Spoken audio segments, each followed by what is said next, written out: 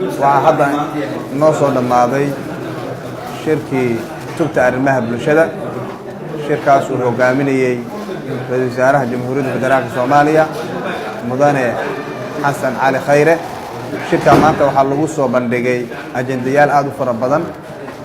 waxaa ka mid ahaa wasaaradda gargaarka iyo maareynta masiibooyinka ayaa maanta waxa ay keentay tubta arrimaha bulshada PlayStation ku saabsan dalka abaaraha haddii ay ifan abaara ka dhacaan qaabkii looga hortagi lahaa bay wasaaraddu soo bandhigtay.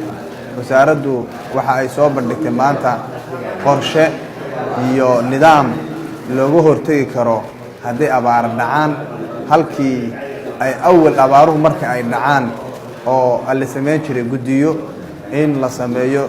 hadda waxaan sameynay haddaanna wasaaradda gargaarka iyo maareynta masiibooyinka guddigaas oo ka kooban wasaaradaha xukuumadda nabad iyo nolol. waxaa ka mid ah guddigaas wasaarado ilaa 9 wasaaradood ah: wasaaradda arrimaha gudaha, wasaaradda caafimaadka, wasaaradda beeraha, wasaaradda gargaarka iyo maareynta masiibooyinka.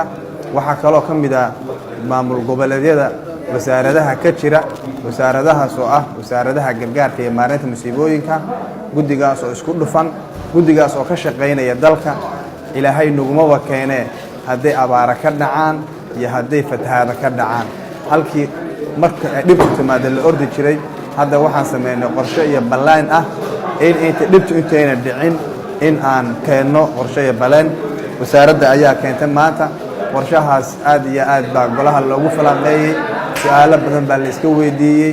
qorshahaasuna wuxuu ku dhammaaday guul iyo gobonnimo.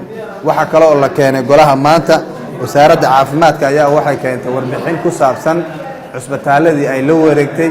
ayay waxay ka keentay iyaguna warbixino aad iyo aad u qurux badan. warbixinahaasaa lagu soo bandhigay bartaas.